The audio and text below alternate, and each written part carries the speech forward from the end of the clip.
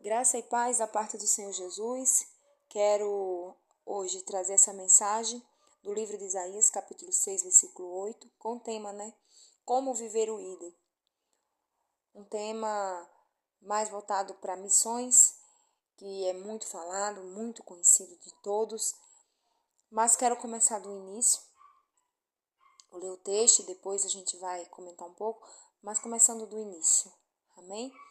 Talvez não vá dar para gravar tudo e comentar tudo aqui só nesse vídeo. Depois eu gravo outro e publico lá no canal de devocional. Amém? O texto bíblico, Isaías 6,8, diz assim: Depois disto, ouvi a voz do Senhor que dizia: Quem enviarei e quem há de ir por nós? Então disse eu: Eis-me aqui, envia-me a mim. Amém? Glória a Deus por essa palavra. Então, como eu falei, vamos aqui começar do início. Certa vez, alguns gregos afeiçoados ao judaísmo viajaram com um grupo de judeus para Jerusalém, a fim de participarem da festa da Páscoa. Chegando a Jerusalém, se depararam com um grande alvoroço por toda a cidade. Ouvia-se comentários da chegada de um jovem homem que vinha praticando uma série de milagres. Dentre eles, a ressurreição de um cara que já estava morto por cerca de 4 dias. Ouviram, pois, também que grande recepção lhe fora ofertada. Ramos de palmeiras, capas, véus, animais, muitas aclamações fizeram parte da sua entrada em Jerusalém. Aqueles gregos, assim como centenas de outros estrangeiros, ficaram por demais curiosos para conhecer quem era esse jovem homem tão poderoso. Até que alguém, de uma forma que desconhecemos, chegou até Filipe, um dos 12 homens que mais andavam com Jesus. Filipe seria então a pessoa que poderia facilitar a realização do tão desejado encontro dos gregos com o tão comentado homem. Filipe, vendo aquela situação e sabendo que muitos outros também queriam conhecer Jesus, decidiu passar o fato para o seu irmão André, que também fazia parte do grupo dos mais próximos do Messias. Agora em dupla, Felipe e seu irmão André se dirigiram a Jesus e lhe contaram que existia ali um grupo de gregos que queriam conhecê-lo. Os versos seguintes de João 12, capítulo 12, irmãos, do 20 a 36, não relatam o encontro de Jesus com os gregos, mas revela a felicidade de Cristo por observar que seu plano estava sendo realizado. O Filho do Homem estava sendo glorificado e chegada era a hora em que ele deveria morrer, para que então os frutos do seu sacrifício pudessem chegar a tantos outros. Pode parecer complexo aos olhos de alguns, mas o nosso chamado é exatamente para facilitarmos o acesso dos estrangeiros por conta do pecado a Jesus. Assim como um dia conhecemos a Jesus, passamos a andar com ele e glorificá-lo. Muitos outros também precisam conhecê-lo. A humanidade necessita saber que, a despeito do mal que afeta esse mundo, ainda existe uma possibilidade de perdão, salvação e vida. Vida abundante, vida eterna. Ser missionário, meus amados e amadas, queridos, queridas, é ser um facilitador do encontro da humanidade perdida com o Deus Salvador. Acreditamos que, no princípio, criou Deus o céu e a terra, como está lá escrito em Gênesis capítulo 1, versículo 1. Deus criou o mundo e a humanidade para a sua glória. Lemos em Isaías 43, 6, 7, que diz assim: De longe tragam os meus filhos e dos confins da terra as minhas filhas. Todo o que é chamado pelo meu nome, a quem criei para a minha glória, a quem formei e fiz. Fomos criados à imagem e semelhança de Deus, como está escrito em Gênesis capítulo 1, versículo 27. E qual é o objetivo de uma imagem? Uma imagem serve para apresentar um plano original, dar evidência, fazer algo conhecido, representar. Podemos então dizer que fomos criados para sermos representantes da glória de Deus. Logo, cumprindo o plano original, estamos dando glórias a Deus. As coisas, no entanto, começaram a mudar no capítulo 3 de Gênesis. Quando os primeiros humanos criados, Adão e Eva, só refrisando aqui, irmãos, estamos começando do início, tá bom? Para que vocês consigam entender. Quando os primeiros humanos criados, Adão e Eva, escolhem se afastar do plano original do Criador, é importante entendermos que desde o início a proposta de relação estabelecida entre Deus e a humanidade foi de um relacionamento amigável, amoroso, com base na obediência, mas com direito à liberdade. Deus, enquanto autoridade altíssima, não impôs a adoração de forma arbitrária, egoísta, impositiva, mas proveu o direito da humanidade demonstrar a sua vontade de permanecer em adoração a Ele, através da possibilidade de escolha em obedecer às ordenanças divinas ou não. A primeira ordenança foi: e o Senhor deu a seguinte ordem ao homem: comerás livremente o fruto de qualquer espécie de árvore que está no jardim. Contudo, não comerás da árvore do conhecimento do bem e do mal, porque no dia em que dela comeres, com toda certeza morrerás. Gênesis capítulo 2, versículo 16 ao 17. O que estava em jogo aqui não era o fruto, mas a fé, a confiança e a escolha em se colocar sob a direção e obediência a Deus. Satanás, que tinha sido um anjo querubim, um dos anjos mais importantes do céu, criado também com o direito da liberdade de escolha em adorar o Deus Criador, ou de rebelar-se contra a maior autoridade do universo, passou a se orgulhar demais de quem era, transferindo a adoração que deveria ser endereçada a Deus, para ele mesmo, se orgulhando da sua fama, sabedoria, beleza, o que acabou tornando-lhe um pecador, como está em Isaías capítulo 14, versículo 13 ao 14. Então, esse ex-anjo de luz, agora conhecido por adotar uma postura de inimigo de Deus, decidiu disseminar o engano no coração da recém-criada humanidade, com o objetivo de atrapalhar a relação do homem com Deus. Se apoderando de um animal, foi em direção à primeira mulher, Eva, quando essa passeava pelo jardim. O objetivo de Satanás foi de atingir a Deus, disseminando a dúvida e levando a humanidade à desobediência, já que, juntamente com a ordem apresentada pelo Criador, a sua criatura, vinham também severas consequências. Ora, a serpente era mais astuta que todos os animais do campo que o Senhor Deus tinha feito. E esta disse à mulher: é assim que Deus disse: não comereis de toda a árvore do jardim?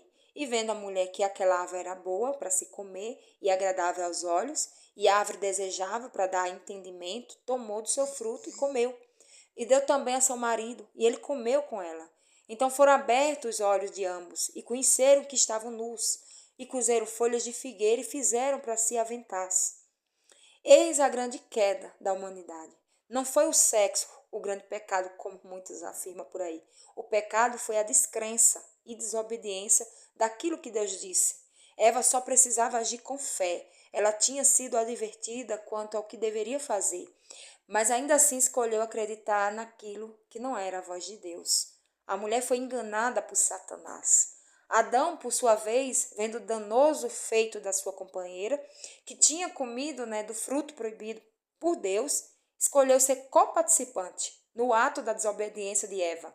Adão amava a primeira mulher, ele se lembrava das palavras do Criador sobre a árvore, porque no dia em que dela comeres, certamente morrerás. E apesar de não conhecer a dureza da morte, ele conhecia o que era viver sem Eva, o que era olhar para os cantos e não encontrar alguém que lhe fosse igual. Adão amou mais a Eva do que a Deus. Se Eva comeu, eu também vou comer. Ambos desobedeceram. Como toda a palavra do Senhor é fiel e verdadeira, as consequências logo apareceram. Aleluia, glória a Deus. Toda a palavra do Senhor é fiel e verdadeira, amados. Salmos 33, versículo 4 vai falar. A humanidade perdeu aquilo que de mais importante poderiam ter, uma relação íntima, pura, amorosa, direta, sincera com o Deus Criador. Os olhos até então puros, santos de Adão e Eva se tornaram pálidos, opacos pelo pecado. As mãos macias, cheirosas, passaram a ter que lidar com os espinhos e cardos que tomavam árido e o trabalho. Sentimentos negativos, até então nunca sentidos, passaram a envolver uma mente que foi criada para ser santa, elástica e tão cheia de sabedoria. As células do Adão, da Eva, das flores, dos animais, de tudo aquilo que tinha vida eterna, passaram a conhecer a morte.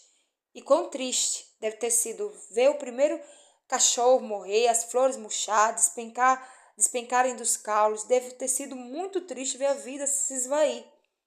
O que nem a humanidade nem Satanás contavam era que isso em nada pegou de surpresa o Altíssimo Deus. Aleluia. Aquele que não conhece nem adiantamento nem tardança, ainda mantinha o vasto universo sob o seu controle. Mas fostes resgatados pelo precioso sangue de Cristo, como de cordeiro, sem mácula ou defeito algum, conhecido de fato antes da criação do mundo, porém revelado nestes últimos tempos em vosso favor. Cristo, o Verbo de Deus, já estava desde antes da fundação do mundo, pronto para morrer em resgate pela humanidade. Sabe quando Paulo escreve aos Romanos que estava convencido de que nem a morte, nem vida, nem anjos, nem demônios, nem o presente, nem o futuro, nem quaisquer poderes, nem altura, nem profundidade, nem qualquer outra coisa na criação será capaz de nos separar do amor de Deus que está em Cristo Jesus, nosso Senhor. Pois então, nada é capaz de nos separar do amor de Deus, se estivermos desejosos de permanecer ao lado dele. Aquele Deus criador, amoroso, amigo e que sempre visitava o primeiro casal ao entardecer, sempre manteve os seus olhos fixos em nós e um dia decidiu nos visitar pessoalmente, tornando-se criatura, tocou a terra com os seus próprios pés e resolveu de uma vez por todas o problema da separação pelo pecado. Se um dia a morte entrou no mundo por Adão, em outro dia a morte e o pecado foram vencidos por Cristo Jesus. Então, como a missão chegou até nós?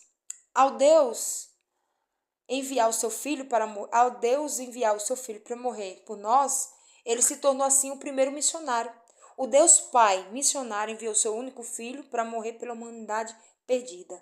O Deus Filho missionário desce à terra, vive como humano, em um modelo de corpo que está há milhares de anos sendo afetado pelo pecado e sem qualquer pecado morre para libertar o pecador. Logo depois, Deus Pai missionário e Deus Filho missionário enviam o Espírito Santo missionário para habitar dentro do pecador e regenerá-lo.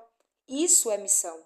Jesus se fez homem, habitou entre nós, exerceu um ministério público de anúncio e ensino da vontade de Deus, se ofereceu como oferta e sacrifício para pagar os nossos pecados. Ressuscitou e nos entregou a tarefa de irmos por todo o mundo anunciando quem ele é, o que ele fez e o que ele vai fazer em favor da humanidade. Entenda, a missão de Cristo nos beneficia. Cristo, desde a sua infância, vivia uma vida de adoração. O mesmo foi dedicado a Deus ainda criança, frequentava os cultos na sinagoga, ia com seus pais e conterrâneos em peregrinação para os festejos anuais, obedecia à lei de Deus, vivia em contato com a natureza, passava longos períodos em oração. Aos 30 anos, Jesus começou a exercer o seu ministério público. O início da sua atividade pública foi marcada com seu batismo nas águas do Jordão, feito por João Batista, e pela escolha dos seus companheiros de trabalho. Atividade essa que foi realizada com muita oração. O fato é que a missão chegou até nós por meio de Jesus. A missão surge no coração da Trindade, é executada por ela e se estende até nós de forma extremamente graciosa. Somos então chamados para sermos coparticipantes através da transmissão da graça recebida a outros seres semelhantes a nós. Com Jesus, antes de voltar para o céu, chamou os seus seguidores e pessoalmente entregou a tarefa. Portanto, ide, fazei discípulos de todas as nações, batizando-os em nome do Pai, do Filho e do Espírito Santo, ensinando-os a guardar todas as coisas que eu vos tenho mandado. E eis que estou convosco todos os dias até a consumação dos séculos. Amém? Mateus 28, do 19 ao versículo, do versículo 19 ao versículo 20. Amém? Fala isso. Vocês leiam a Bíblia aí, por favor, por gentileza, e acompanhem. Eis aí a explicação de como essa missão chegou até nós. Jesus nos entregou, fomos chamados para participarmos, junto com o Criador do Universo, do plano da salvação de uma humanidade caída. Recebemos um remédio gratuito e junto a ele uma tarefa de anunciarmos aos demais doentes onde podem também encontrar cura. Recebemos de graça e de graça devemos anunciar a graça. Graça essa que muito custou para Deus. Se Deus Pai é missionário, se Deus Filho é missionário, e se o Deus Espírito Santo é missionário, logo, como eu e você não seríamos missionários? O que devemos fazer então? Você já ouviu falar de John Henry? Eu acho que esse é mais ou menos assim, eu não sei traduzir o nome dele, mas foi um jovem visionário que desde cedo se interessou e se engajou em causas voluntárias, em movimentos espirituais. Nascido em uma família classe média alta, de grande influência, desfrutava de muitos privilégios que tinha acesso devido à posição econômica e social dos seus pais. Grandes influenciadores no seu ingresso na carreira de banqueiro e economista. Em 1859, ele foi enviado por uma companhia bancária suíça aos Alpes, onde Napoleão II estava em uma guerra contra o exercício austríaco, com o objetivo de conseguir autorização de Napoleão II para a realização de uma operação financeira na Argélia. O que ele não esperava era que, chegando lá, fosse ser tremendamente impactado com a carnificina produzida por aquele confronto. Diante daquela guerra, John não fez outra coisa a não ser trabalhar incansavelmente como voluntário, servindo os feridos, colocando-os em macas, fazendo bandagens improvisadas, trabalhando no que lhe era possível naquele momento. A partir daquela experiência, ele não conseguiu mais voltar para o banco e decidiu dedicar sua vida viajando por toda a Europa, apelando pela paz. Ele falou, ser representante de Deus na terra através da adoração a Deus e obediência aos seus mandamentos. Esse era ser representantes de Deus. Também vivemos em um contexto de guerra espiritual, que tem levado milhares a descerem a tumbas sem ter esperança em algo além dessa vida. Na lei de Deus aprendemos que precisamos amar a Deus sobre todas as coisas e amarmos ao nosso próximo como a nós mesmos. Isso nos leva a entender que a tarefa a ser desempenhada hoje envolve todas as atitudes que demonstram nosso amor soberano a Deus e o amor de Deus ao nosso semelhante. É durante o processo de amarmos aos outros que somos restaurados em amor, discipulando somos também discipulados, e assim Cristo usa o seu poder para nos moldar. O Pai Celeste poderia usar os anjos para espalhar as boas novas da salvação, mas escolheu confiar nos humanos, pecadores, essa tarefa muitíssimo importante. Assim, quando trabalhamos para Jesus, aprendemos mais sobre seu amor, cuidado e proteção. Porém, não se engane pensando que somos escolhidos para essa tarefa pelos nossos talentos, méritos. Somos antes escolhidos por misericórdia, pela graça. Aquele que se envolve na missão vai sendo aculturado ao céu pela constante contemplação da face de Cristo. A missão existe para nos salvar enquanto buscamos outros para ser salvos. Jesus disse-lhe: amarás o Senhor teu Deus de todo o teu coração, de toda a tua alma, de todo o teu pensamento. Este é o primeiro e grande mandamento. O segundo, semelhante a este, é amarás o teu próximo como a ti mesmo. A missão é, antes de tudo, um resgate. Ser coparticipante na missão de Deus em reconduzir a humanidade a uma atmosfera celestial. O cristão missionário entende que o relacionamento mais importante da vida é, antes de tudo, com Deus, pois somente com uma intimidade com o Pai ele estará apto a mostrar seu amor ao mundo. Depois disso, temos a missão de reconectar outras pessoas com o Eterno, sendo uma testemunha do amor dele. A missão para a qual fomos chamados é a de nos tornarmos fonte a jorrar da graça de Deus. A tarefa não foi distribuída somente para alguns, mas para todos os filhos nascidos do reino de Deus. A missão também é para você. Aleluia, glória a Deus por essa palavra. A missão também é para você. O que é ser um missionário? O termo missionário deriva do latim e tem o mesmo sentido do termo apóstolo, que quer dizer enviado. No dicionário da língua portuguesa, a palavra missionário significa pregador de missão cristã. É uma palavra que, em geral, busca definir uma pessoa comissionada, enviada, com alguns encargos, especialmente deveres religiosos, equivale ao mesmo que mensageiro.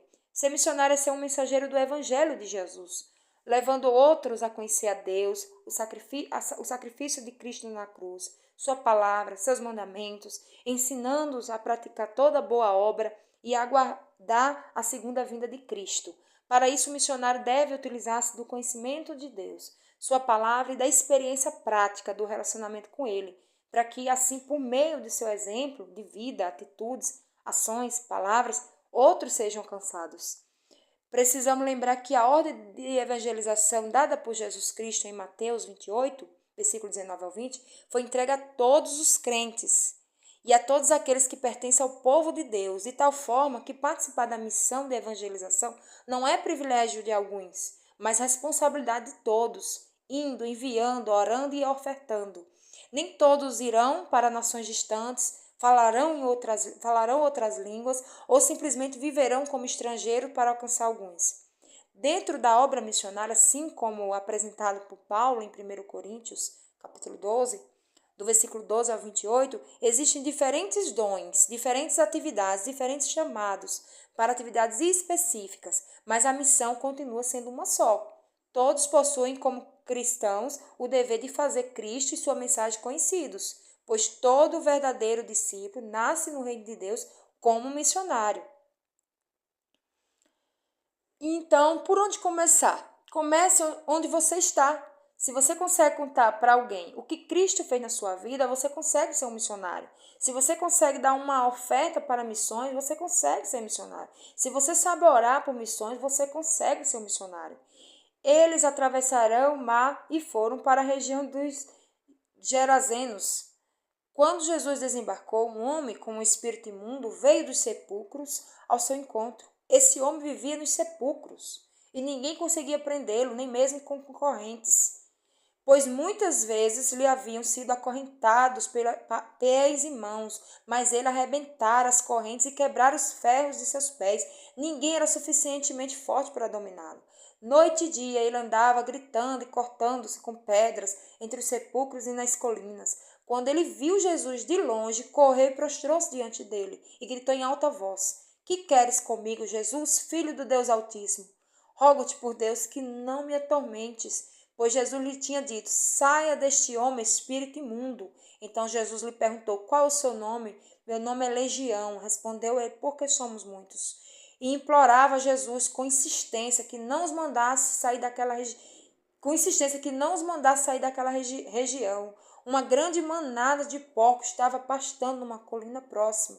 Os demônios imploravam a Jesus: Manda-nos para os porcos, para que entremos neles. Ele lhes deu permissão e os espíritos imundos saíram e entraram nos porcos. A manada de cerca de 2.000 porcos atirou-se precipício abaixo em direção ao mar e nele se afogou. Os que cuidavam dos porcos fugiram e contaram esses fatos na cidade e nos campos, e o povo foi ver o que havia acontecido. Quando se aproximaram de Jesus, viram ali o homem que fora possesso da legião de demônios, assentado, vestido em um perfeito juízo, e ficaram com medo. Os que estavam presentes contaram ao povo e o que acontecera ao endemoniado, e falaram também sobre os porcos. Então o povo começou a suplicar a Jesus que saísse do território deles. Quando Jesus estava entrando no barco, o homem que estivera endemoniado suplicava-lhe que o deixasse ir com ele. Jesus não o permitiu, mas disse: Vá para casa, para a sua família, e anuncie-lhes quanto o Senhor fez por você e como teve misericórdia de você. Então aquele homem se foi e começou a anunciar em Decápolis o quanto Jesus tinha feito por ele. Todos ficavam admirados.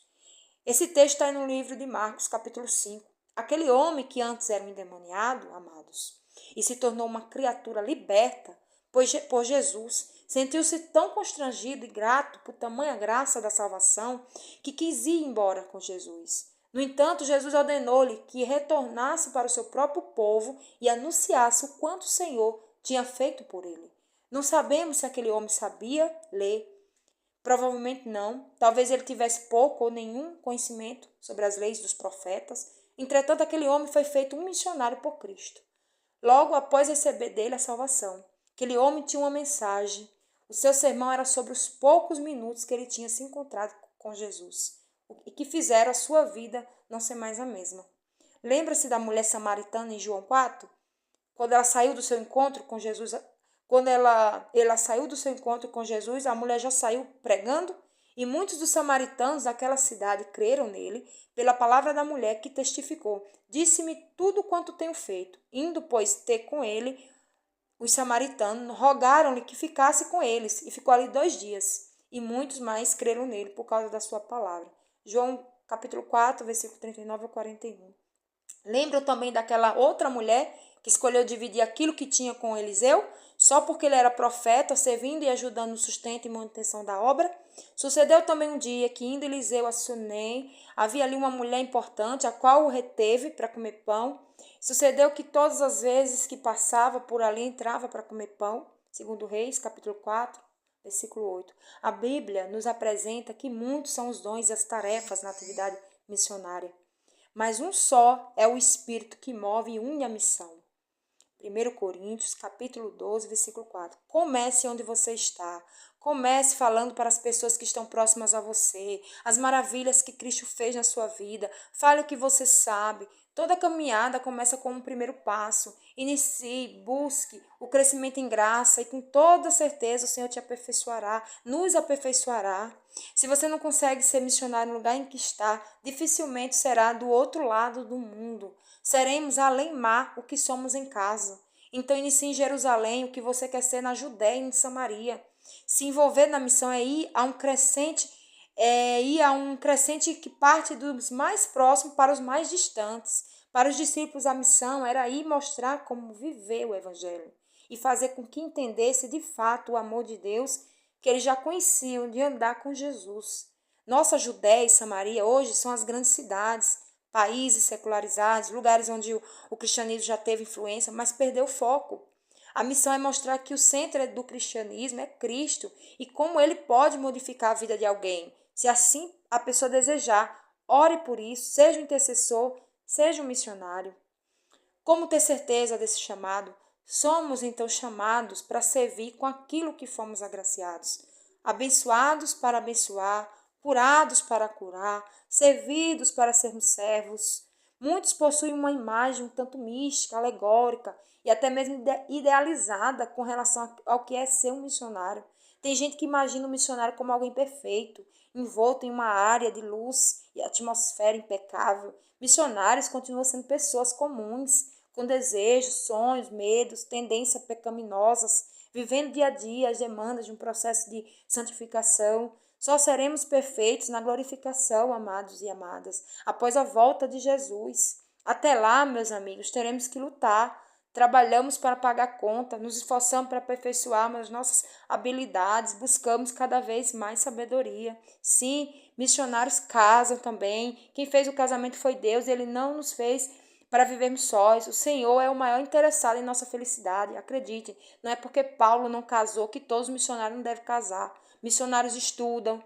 Você pode ser muito útil na obra com a sua profissão. Sabia disso? Quanto mais conhecimento você tiver, mais conhecimento você poderá usar para a glória de Deus. Paulo, por falar vários idiomas e ter diferentes cidadanias, foi agraciado com várias portas abertas. Ele conhecia sobre cultura, teologia, filosofia e ainda assim era humilde, ao ponto de reconhecer que tudo era de Deus e devia ser usado para ele. Moisés, José, Daniel, Neemias e tantos outros usaram sua profissão e cargos para exercerem forte influência sobre a sociedade. Existe um chamado geral, desde o início da história, para que todos os seres viventes se unam em adoração a Deus. Isso pode ser observado através do plano de Deus em separar um povo para ser um povo santo, nação separada com leis, adoração e estilo de vida diferenciado, de modo a servir de testemunhas para o alcance e influência das nações circunvizinhas. O plano de Deus não era favoritismo com os israelitas, mas sim levantar uma luz em meio à escuridão. Sendo assim, o cuidado especial de Deus com os israelitas era uma mostra do que as outras nações poderiam vivenciar se também se colocasse sob o governo do Senhor. Essa tarefa no Novo Testamento foi representada aos discípulos de Cristo e posteriormente à igreja após o Pentecostes em Atos 2. Existe um chamado geral na história para todos. E em meio ao chamado geral houve e ainda existe chamados específicos. Deus chamou Abraão, preparou Moisés, ungiu Davi, capacitou Débora, buscou Gideão, ambos para missões especiais e alguns trabalhos específicos. O chamado específico pode exigir de nós atuação com um grupo determinado, requerendo que se transponham barreiras geográficas linguísticas, sociais, históricas, culturais, econômicas, ideológicas, religiosas e até mesmo físicas. Mas você só entenderá que tem um chamado específico se antes atender ao chamado geral de ser discípulo e discipulador. Aleluia, glória a Deus. Termino aqui e agradecendo a Deus por essa rica oportunidade. Amém?